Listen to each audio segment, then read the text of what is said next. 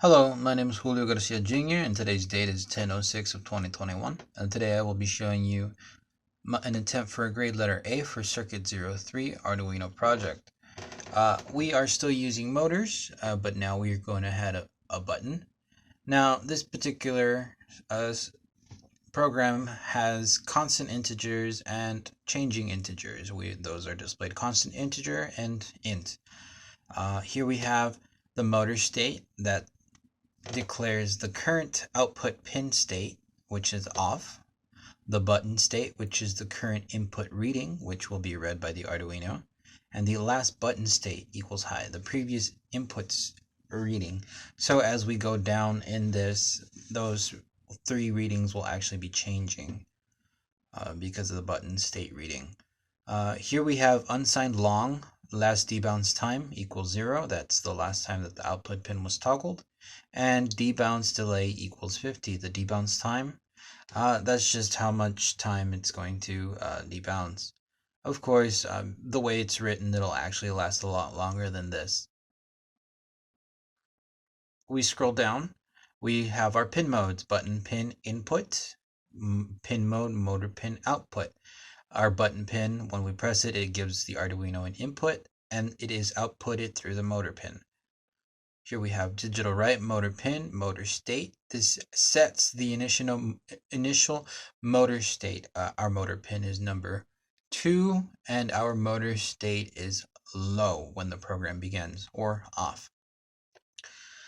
Now, here we have the reading state, digital read, button pin. Every time that we press the button, we will get a digital read, and that'll be known as the reading state, the reading value of the integer. We scroll down, and there's three things we kind of want this particular program to do: is to check to see if the button was pressed, to see if you waited long enough time, and it'll have to be since the last time you pressed the button to ignore any noise or button pressing.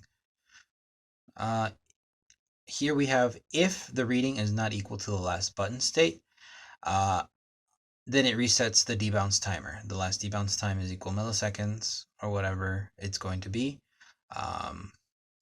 We scroll down. If milliseconds is minus last debounce times is greater than the debounce delay, then the current reading, whatever it's at, and it's been there longer than the debounce delay, it'll take it as the actual current state, changing the state.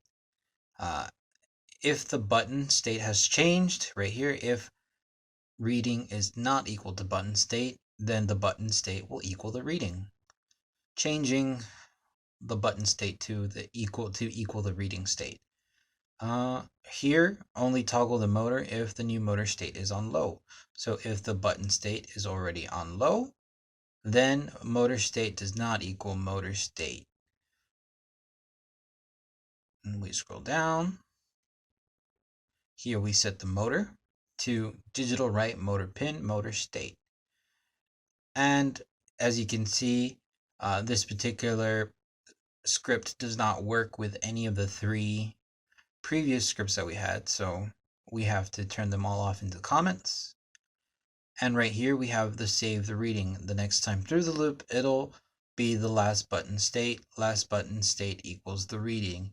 So basically all this does is sets your three different inputs as well as your integers as well as your unsigned longs. So your 5 different states, and those will always be changing every time you press the button. The motor state will change, or the button state will change. And essentially, when you press the button, all of this will be repeated, and then you press the button again, it'll all be repeated again, changing the motor state and the button state. So let's take a look at it over here. As you can see, we've added a button. Our jump wire connected to pin number 2 over there, and our jump wire connected to 5 volts here. And this here is a 10k ohm resistor. We have the previous setup of our motor, and whenever we press it,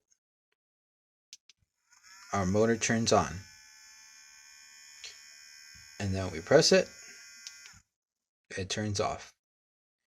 And now these states will last indefinitely because of the way that the program is written. We can leave it there for quite a while.